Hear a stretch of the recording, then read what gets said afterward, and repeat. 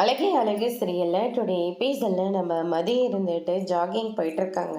அப்போ அந்த அதுக்கு ஆப்போசிட்டில் ரோட்டில் அவங்களுடைய மாமா வந்து நடந்து போயிட்டுருக்காரு. அவரை பார்த்த உடனே, ஹலோ அங்கிள், குட் மார்னிங், நீங்கள் இப்போ தான் கிளம்பி வந்தீங்களா? ஆமாம், நீ எப்போ வந்த அப்படின்னு கேட்கவும், நானும் இப்போ தான் வந்தேன், நான் உங்களுக்கு முன்னாடியே வந்துட்டேன் அங்கிள் அப்படின்ற மாதிரி சொல்லிடுறாங்க.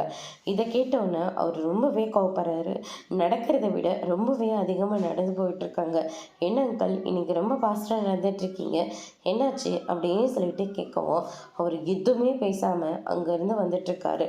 அதுக்கு அடுத்ததான் வந்து பார்த்தீங்கன்னா இந்த சைடு நம்ம பாக்கியராஜ் இருந்துக்கிட்டு மாமாவும் அப்பாவும் அந்த பொண்ணும் நடந்து வந்துட்டுருக்காங்க. அவள் இன்னும் ரூமை விட்டு வெளியே வரவே இல்லைடா. இங்கே பாரு, ரூமெல்லாம் லாக்கில் தான் இருக்குது. ஐயோ அம்மா, நானே இப்போ தான் பார்த்தேன், அவங்க 2 பேரும் தான் நடந்து வந்துக்கிட்டு இருக்காங்க. அவள் போடல, அவள் வெளியே கூட வராமல் தானே இருக்கா. அவள் எப்பட்றா அங்கே வாக்கிங்கெல்லாம் போயிருக்க முடியும்? அதெல்லாம் சாத்தியமே இல்லை. அம்மா, நான் என்ன தெரியாமையா சொல்லிக்கிட்டு இருக்கேன்? இப்போ தான் நான் வெளியே உட்காந்துக்கிட்டு வரேன், அவங்களும் அப்பாவும் நடந்து வந்துட்டுருக்காங்க அப்படின்ற மாதிரி சொல்லிடுறாங்க. அவரும் ரொம்பவே கோவமாக வீட்டுக்குள்ளே வந்து பாக்கியராஜ் வந்து பேப்பரெல்லாம் படிச்சுட்ருக்காரு.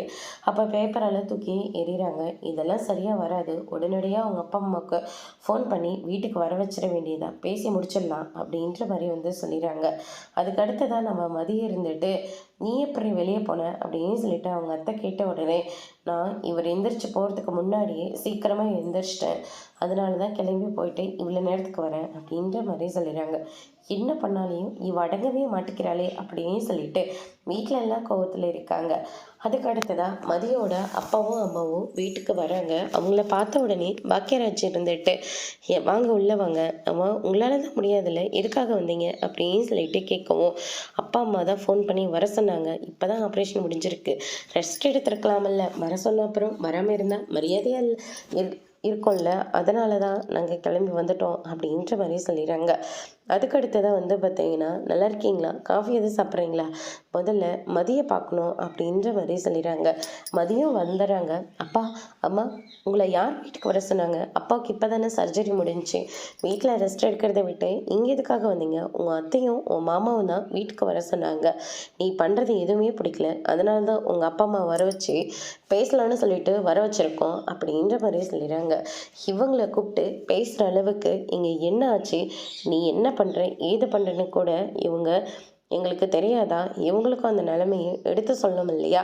நீங்கள் வளர்த்து வளர்ப்பு வேற, இங்கே இருக்கிற வளர்ப்பு வேறன்னு நாங்கள் இவங்களுக்கு எடுத்து சொல்லி புரிய வைக்கணும்ல, அதனால தான் வர வச்சுருக்கோம் அப்படின்ற மாதிரியே சொல்லிடுறாங்க. அதுக்கடுத்ததாக மதி மேலே ஏகப்பட்ட கம்ப்ளைண்ட்டாக வந்து கொடுத்துட்ருக்காங்க. இது சொன்னாலையும் கூட கூட பேசிக்கிட்டு இருக்கா, இதை பண்ணாத, இப்படி இரு அப்படி இருன்னு சொன்னால் நாங்கள் சொல்கிற எதையும் அவளுக்கு காதில் விழுறதே இல்லை, அவளுக்கு என்ன தோணுதோ அதை மட்டும்தான் அவள் செஞ்சுக்கிட்டு இருக்கா அப்படின்னு சொல்லிட்டு மதி மேலே ஏகப்பட்ட கம்ப்ளைண்ட்டை தூக்கி போடுறாங்க. மதியை தனியாக கூப்பிட்டு, எங்களுக்கு ரொம்ப சந்தோஷமாக இருக்கடி, ஒரு பொண்ணை பெற்று வளர்த்து கஷ்டப்பட்டு கல்யாணம் பண்ணி கொடுத்துட்டா அந்த வீட்டில் இப்படியெல்லாம் வார்த்தை சொல்லிட்டு இருக்காங்க பாரு, இதெல்லாம் கேட்குற போது எங்கள் மனசு அப்படி குழுகுழுந்த போது அப்படின்ற மாதிரி சொல்லிடுறாங்க. இங்கே பாருங்கள், அவங்க சொன்னாங்கன்னா ஏதாவது ஒரு காரணத்தை சொல்லிட்டு வராமல் இருக்க வேண்டியது தானே.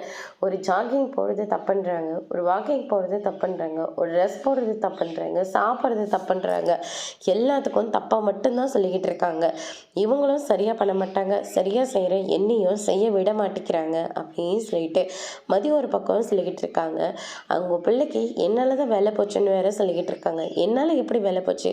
அவர் செய்கிற தப்புக்கு அவர் தண்டனை அனுபவிச்சுட்டு இருக்காரு, எம்கொயரிக்கு அவர் தான் போகணும், என்னால் அங்கே போய் எதுவும் பண்ண முடியாது, அதை சொன்னாலே இவங்க புரிஞ்சுக்க மாட்டேன்றாங்க.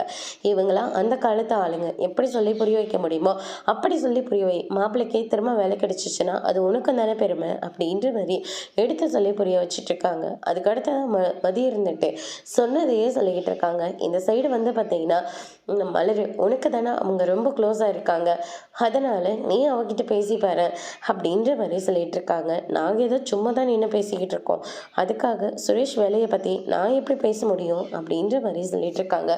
என்ன சத்தா சொல்லிட்டு இருக்கீங்க? இவங்க 2 பேரும் கூட்டாக இருக்காங்களா? ஆமாம் மாப்பிள்ள, கிச்சனில் ஹாலில் கொல்லப்புறத்துலன்னு சொல்லிட்டு இவங்க 2 பேரும் ஏதோ குசு குசுன்னு பேசிக்கிட்டே தான் இருக்காங்க அப்படின்ற மாதிரி சொல்லிடுறாங்க.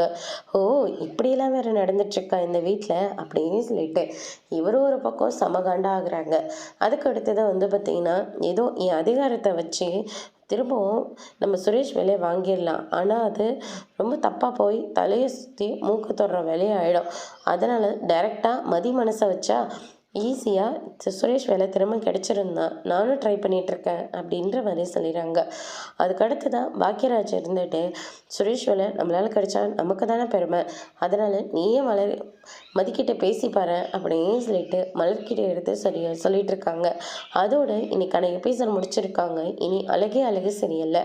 அடுத்தடுத்து என்னெல்லாம் நடக்க போகுதுன்றதை வெயிட் பண்ணி பார்க்கலாம். தேங்க்யூ.